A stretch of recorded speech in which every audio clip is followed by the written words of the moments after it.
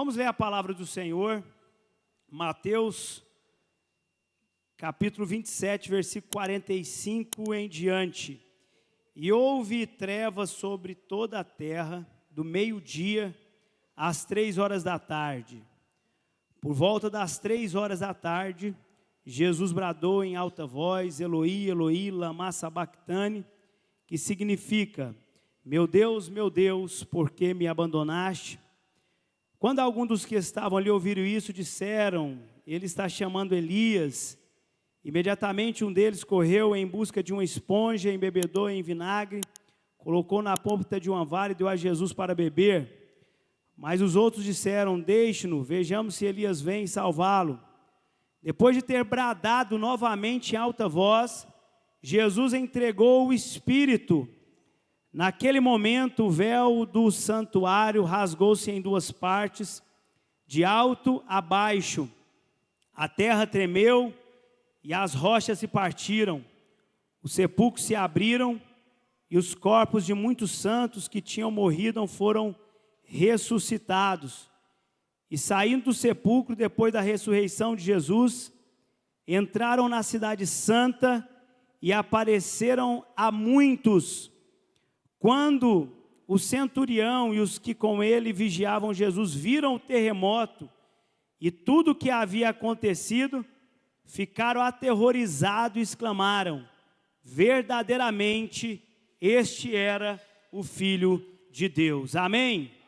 Senhor, nós te louvamos nessa noite de domingo, noite de ceia, por estarmos aqui na tua casa para te louvar. Por podermos, Deus, fazer parte desta mesa, por podermos ser encontrados em Ti. Nós que um dia estávamos perdidos, estávamos mortos nos nossos pecados, mas fomos encontrados por Ti, voltamos a viver quando o Senhor nos deu vida, e hoje nós podemos sentar à mesa. Por isso, nós queremos, ó Deus, glorificar o Teu nome, exaltar o Teu nome. E pedir para que nesse momento a Tua palavra faça sentido em nosso viver. Que ela possa entrar na nossa mente. Que façamos parte daqueles que creem, daqueles que confiam, daqueles que obedecem. Porque a mensagem da cruz é loucura para os que estão perecendo. Mas é o poder de Deus para nós que cremos e estamos sendo salvos. Fica conosco nessa noite, em nome de Jesus. Amém? Glória a Deus. Amém. Obrigado, irmão. Irmão, nós acabamos de ler aqui um texto muito interessante, que mostra alguns fenômenos que aconteceu no dia da morte de Jesus. O dia da morte de Jesus foi algo poderoso, aconteceu algumas coisas que nós acabamos de ler, e eu queria refletir brevemente em cada situação dessa com a igreja nessa noite. A ceia do Senhor é esse momento que nós estamos passando. Nós não temos como de não lembrar da morte dele, mas precisamos lembrar de uma forma que faça sentido. Jesus, ele morreu, mas ele ressuscitou. Ele não ficou ali pendurado na cruz, ele não ficou ali ensanguentado, ele não ficou ali com o corpo em decomposição. Jesus morreu, mas ele ressuscitou. E ele está vivo, e ele está acessível para todos os que nele buscar. Todo aquele que nele crê, não há de perecer, mas há de ter a vida eterna. E no dia da morte de Jesus, quando Jesus já estava sendo crucificado, estava já faltando pouco suspiro de vida nele, a Bíblia vai dizer que houve trevas sobre a terra. O Evangelho de Lucas, ele escreve de uma forma muito assertiva, ele diz assim, já era quase meio-dia, e trevas cobriram toda a terra, até as 3 horas da tarde. Então imagina que do meio-dia até as 3 horas da tarde é o horário que o sol está mais alto. O sol está mais quente, o sol está visível. Isso no Brasil, isso na China, em qualquer parte do mundo, nós sabemos que do meio-dia às 3 horas é a hora do pico do sol. E aí Lucas vai dizer que o sol deixara de brilhar. Imagina, portanto, que as estrelas, os astros, as galáxias, no momento da morte de Jesus, eles estavam declarando: esse aí é o Filho de Deus. Ele é o Criador de todas as coisas. A partir do momento que a vida está saindo de Jesus, a luz então vai deixando o mundo. A morte de Jesus, tudo ficou mexido. Ele é o Criador de todas as coisas. Tudo foi criado por Ele, através dEle. Enquanto o escritor de Gênesis diz que no princípio Deus criou os céus e a terra, João vai dizer no capítulo 1 que no princípio era aquele que é a palavra, e ela estava com Deus, ele era Deus, e ele estava desde o princípio com Deus, e todas as coisas foi feita por intermédio dele. Sem ele, nada do que existe teria sido feito. Nele estava a vida, e esta era a luz dos homens. A luz brilha nas trevas, e as trevas não a derrotaram. Jesus é o verbo de Deus, ele é a luz do mundo. E agora, na hora da sua morte, o sol deixou de brilhar. É como se as estrelas e o sol estivessem declarando então: não há vida, sem Jesus não há luz, sem Jesus não há esperança, sem Jesus é trevas. E naquela hora esse fenômeno aconteceu. Na hora que o sol deveria estar mais alto, ele então deixou de brilhar. Nós precisamos entender uma coisa a respeito disso, que a nossa vida só faz sentido plenamente com Jesus. Se Jesus não estiver na nossa vida, se nós matarmos Jesus na nossa história, jamais seremos capazes de viver um dia perfeito. Jamais seremos capazes de experimentar a luz em sua plenitude. Mas talvez você possa dizer assim: mas existem pessoas que rejeitaram Jesus e ainda assim colhem bons resultados na sua vida. Isso é verdade. Nós vivemos em um tempo que muitos mentores, coaches, palestrantes usam a Bíblia para aplicar suas palestras. Na verdade, a maioria deles usam a Bíblia para aplicar suas palestras. E se nós colocarmos em prática os princípios que a Bíblia nos ensina, certamente nós vamos ter resultado. Mas nem sempre resultado significa aprovação de Deus. Imagina Moisés, o povo está no meio do deserto com sede, o povo clama por água. Moisés trouxe a gente para o deserto para passar sede, para morrer de sede aqui. Moisés clama a Deus. Deus diz para Moisés: fere a rocha que dela sairá água. Moisés vai lá, fere a rocha, sai água, o povo bebe água, o povo se alegra, o povo celebra a Deus, celebra Moisés. Só que o povo sempre vai ter necessidade. Houve resultado aquele dia com a aprovação de Deus. Mais tarde o povo volta a ter sede, e mais uma vez murmura e queixa para Moisés. Moisés já está cansado, ele está até um pouco irado, ele clama a Deus e dessa vez Deus fala assim: Moisés, fale com a rocha e ela vai dar água para o povo beber. Moisés chega meio irado e diz a Bíblia que ele feriu 2 vezes, bateu 2 vezes na rocha e saiu água. Teve resultado ou não teve? O povo ficou satisfeito ou não ficou? Só que Deus vira para Moisés e fala assim: Moisés, eu não te disse para ferir a rocha, eu falei para você falar com a rocha. E porque você duvidou, não confiou, não me honrou, você só vai ver a terra prometida, mas não vai entrar nela. Então perceba que a Bíblia, se nós aplicarmos ela na nossa vida, nós vamos colher bons resultados. O ímpio, se ele aplicar os princípios, ele há de colher bons resultados.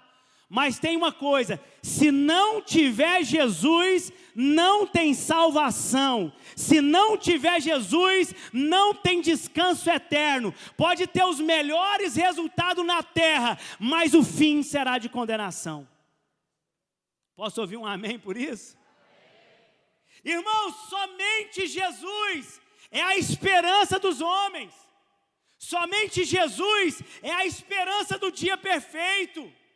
Sem Ele, a nossa vida pode até ter alguns suspiros, pode até ter alguns resultados, mas o dia perfeito nós só encontramos em Jesus Cristo. Por isso que no dia da morte dele, o sol deixou de brilhar. Não foi um protesto do sol, mas foi o sol declarando: a minha força provém dele, a minha energia provém dele. Portanto, nós homens precisamos acreditar que nossa vida está nele. Isaías vai dizer: com que há de comparar esse Deus? A quem há de se assemelhar? Ergam os olhos, olhem para as alturas. Quem criou tudo isso? Aquele que põe em marcha cada estrela do seu exército celestial e chama todas pelo nome. Tão grande é o seu poder e tão imensa a sua força, que nenhuma delas deixa de comparecer diante de Deus. Se as estrelas adoram a este Deus, quanto mais eu, homem mortal. Se os mares louvam este Deus, se as montanhas louvam este Deus, quanto mais nós, homens mortais, precisamos nos render diante deste Deus e reconhecer: somente Cristo é o único caminho, a única verdade e a única vida. No dia da morte de Jesus, o sol deixou de brilhar. Mas aconteceu um segundo fenômeno. Depois que Jesus, ele clamou, ele bradou em alta voz e entregou o seu espírito. A Bíblia diz que naquele momento, o véu do templo rasgou-se em duas partes, de alto a baixo. Ninguém conseguiria fazer isso se não fosse Deus. Era alto, o véu era alto, o templo tinha toda a sua estrutura, e naquele dia se rompeu de alto a baixo. Era como se Deus estivesse declarando: a partir de agora, um novo caminho foi aberto. Não tem mais separação. Deus está desburocratizando a entrada em sua presença. A respeito disso, lá em Hebreus vai dizer: portanto, irmãos, temos plena confiança para entrar no lugar santíssimo, pelo sangue de Jesus, por um novo e vivo caminho que Ele nos abriu por meio do véu, isto é, do seu corpo. Temos, pois, um grande sacerdote sobre a casa de Deus. Assim, aproximemo-nos de Deus com coração sincero e com plena convicção de fé, tendo os corações aspergidos para nos purificar de uma consciência culpada e os nossos corpos lavados com água pura.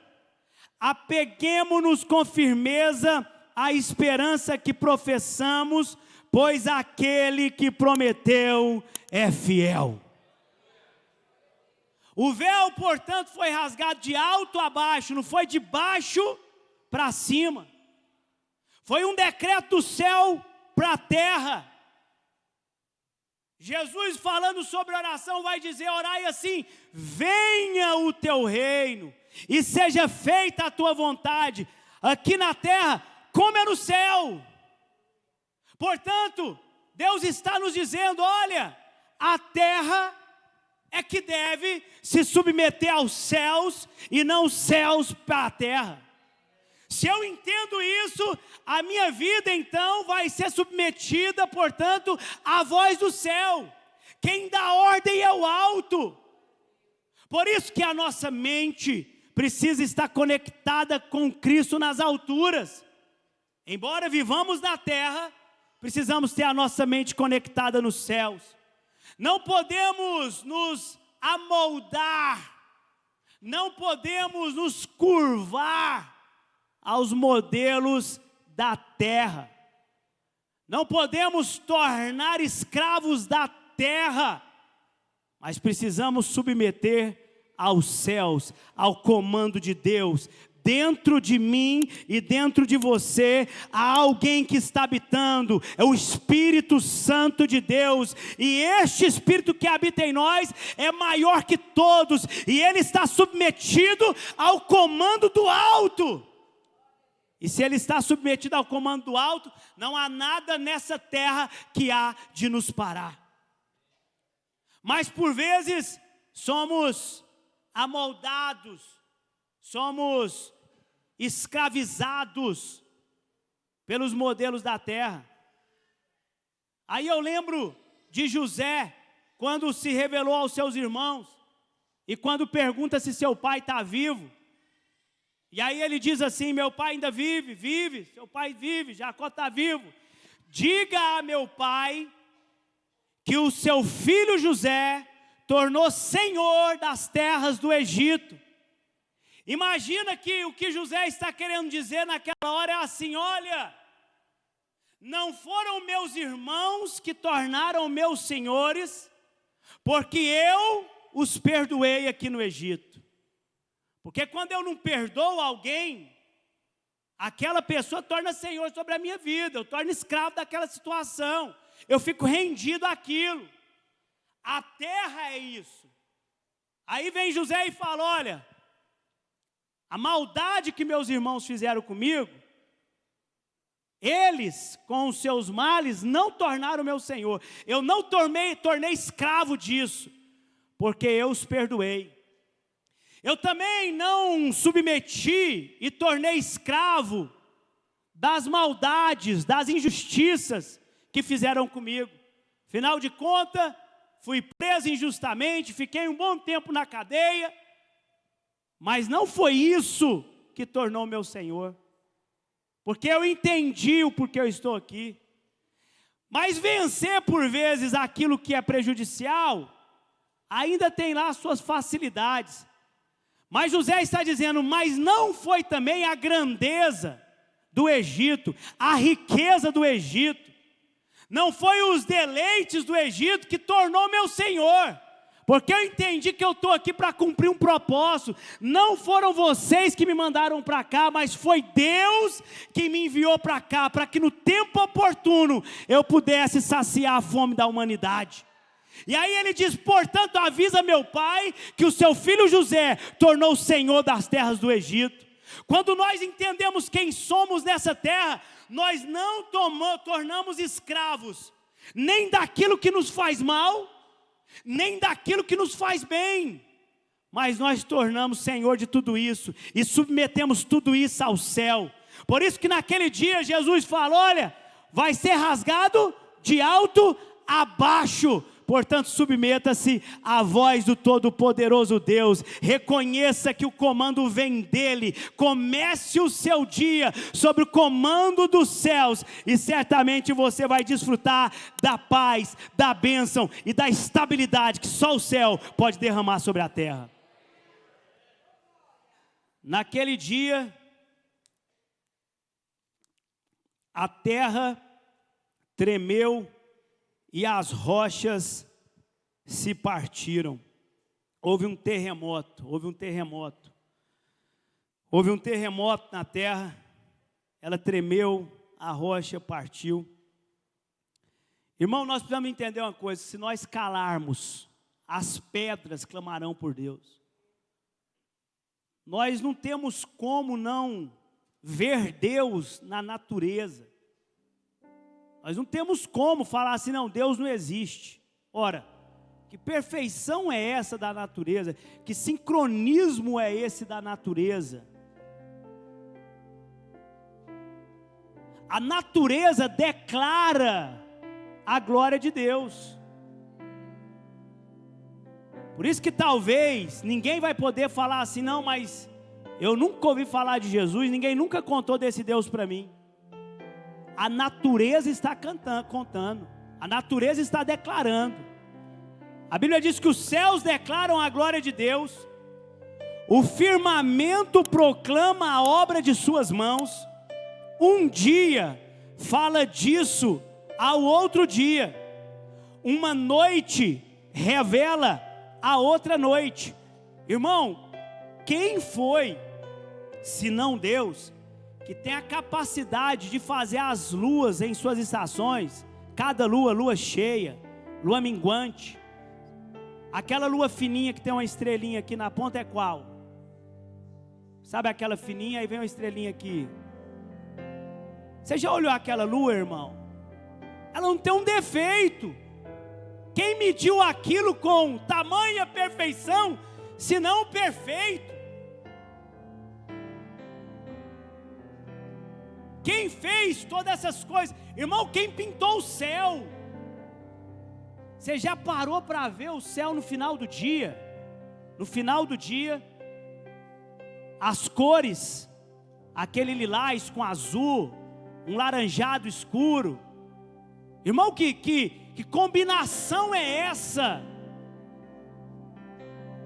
Mas naquele dia da morte de Jesus, a natureza, ela se manifestou, ela reagiu.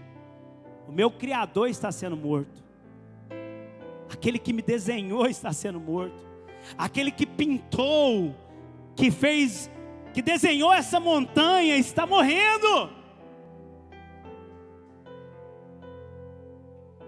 Imagina então que a terra treme, houve um terremoto, as montanhas se partiram. Jesus, ao longo do seu ministério, ele mostrou que tinha poder sobre a natureza. Lembra da passagem que houve a tempestade no meio do mar, Jesus está na proa do barco dormindo, os seus discípulos agoniam, e eles começam: mestre, não se preocupa conosco, nós vamos afundar, nós vamos morrer. De repente Jesus acorda tranquilo da proa do barco, a tempestade está grande, o vento é contrário, as ondas estão batendo no barco. Jesus põe de pé e ao som da voz de Jesus, o mar se acalma, o vento se acalma. Aí os discípulos falam assim: quem é esse que até o vento e o mar lhe obedece?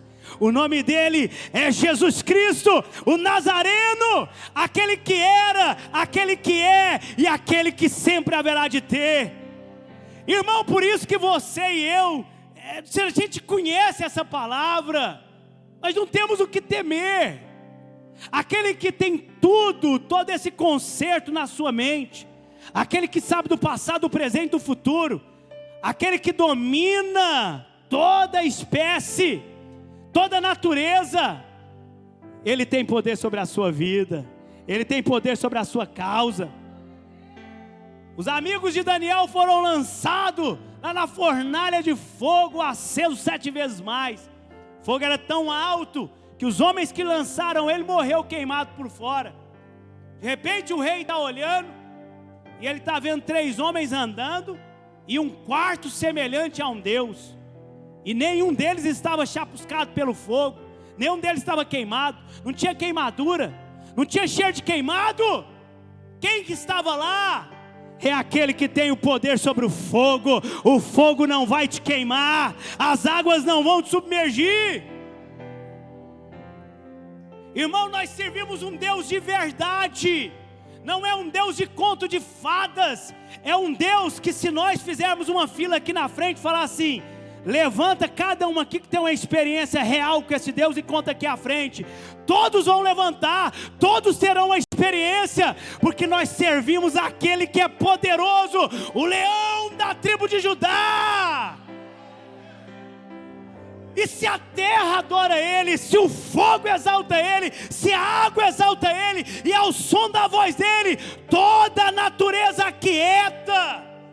Irmão, hoje aqui é para nós estar pulando, saltando, porque o Filho de Deus morreu, mas ressuscitou. Ele está aqui, Ele está aqui.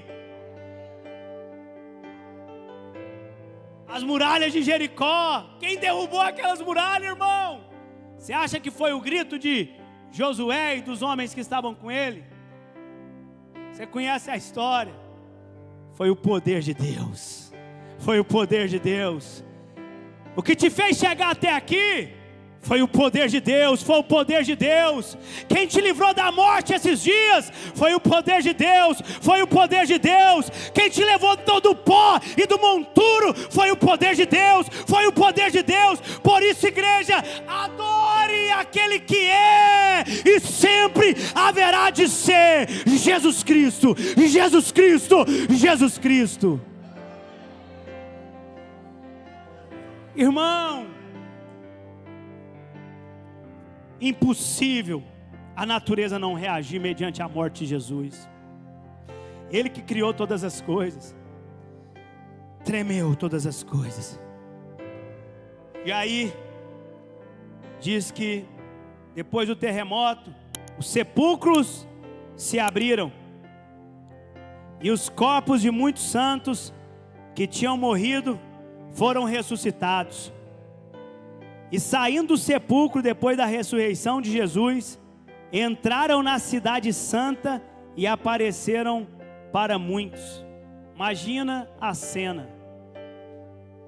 A pessoa está na casa dela. Aquele dia em Jerusalém foi um tumulto, foi um alvoroço, foi uma gritaria, foi algo estranho. Meio-dia, trevas, sol deixa de brilhar até as 3 da tarde, terremoto, montanhas se fendendo, repartindo ao meio. De repente, a pessoa que perdeu um ente querido, que estava clamando, esperando um dia ver o Messias, esperando um dia a restauração de Israel, está lá na casa dela, entristecido com tudo aquilo. De repente alguém bate na porta. Aquele que estava morto volta a viver e está entrando na sua casa. Imagina a cena, irmão. Quem faz isso? Me conta aí, você intelectual, cientista. Quem faz isso? Senão aquele que é o dono da vida e que pode dar, que pode tirar, que pode devolver, que pode ressuscitar. Só Jesus, irmão. Só Jesus. Naquele dia, a morte foi intimada, foi notificada. Você perdeu o seu poder. Aonde está a sua força, a morte? Onde estão os seus aguilhões? Jesus Cristo é maior. Jesus Cristo é maior que a morte. Jesus Cristo é maior que a morte.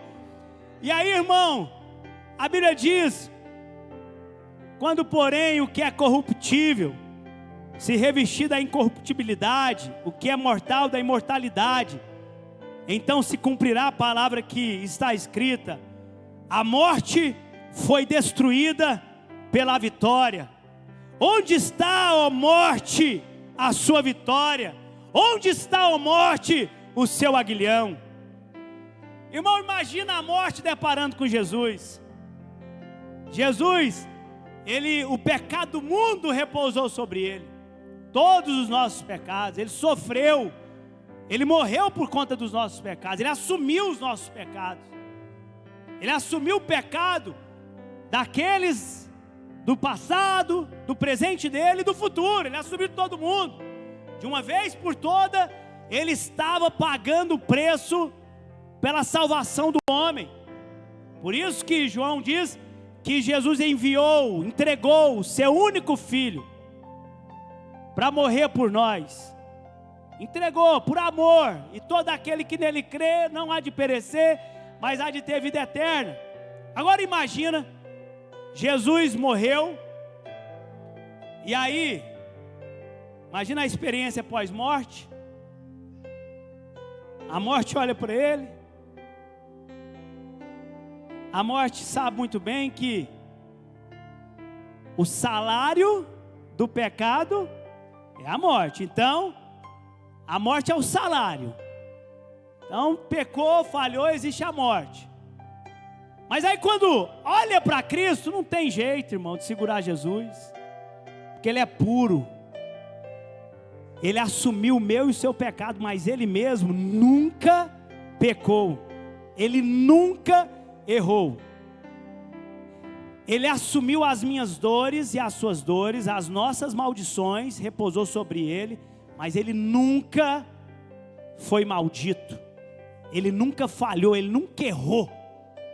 Então a morte não pôde segurar Ele.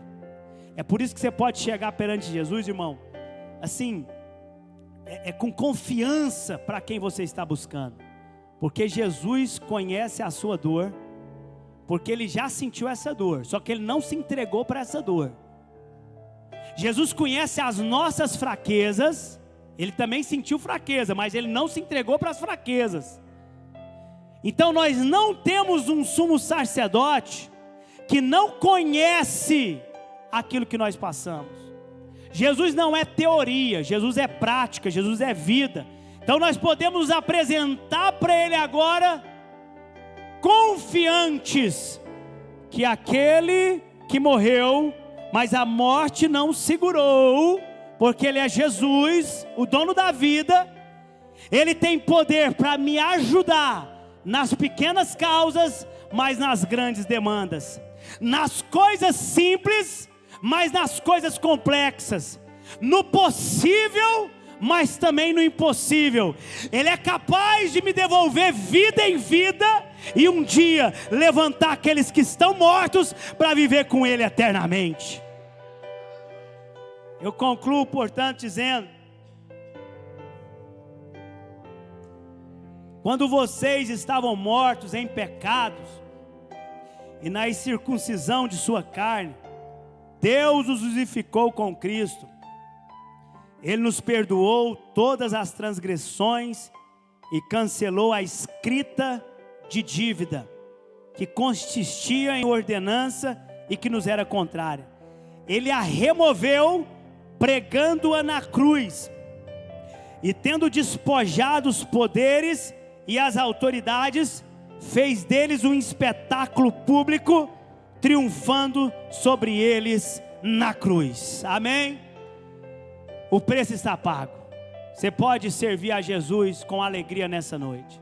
Se você quiser se colocar de pé comigo, você se põe de pé agora. Você pode celebrar essa ceia alegremente, porque o preço foi pago. Definitivamente, os poderes e as potestades que triunfavam sobre nós, que nos notificava e nos intimava quanto aos nossos pecados e delitos, eles foram envergonhados, eles foram feitos como espetáculo público, porque na cruz Jesus Cristo triunfou sobre o pecado, sobre a morte, sobre as doenças, sobre as condenações. E hoje nós podemos então dizer: realmente a mensagem da cruz é loucura, é loucura, só mediante a fé para eu acreditar nela. Mas só tem uma coisa: quem crê nesta mensagem, isso é o poder de Deus. Amém? Deus te abençoe, Deus te guarde, e Deus resplandeça sobre nós poderosamente nessa ceia. Que nós possamos celebrar a ceia, e ao participar do corpo e do sangue de Cristo, que poderes, milagres e maravilhas aconteçam entre nós, em nome de Jesus. Aleluia.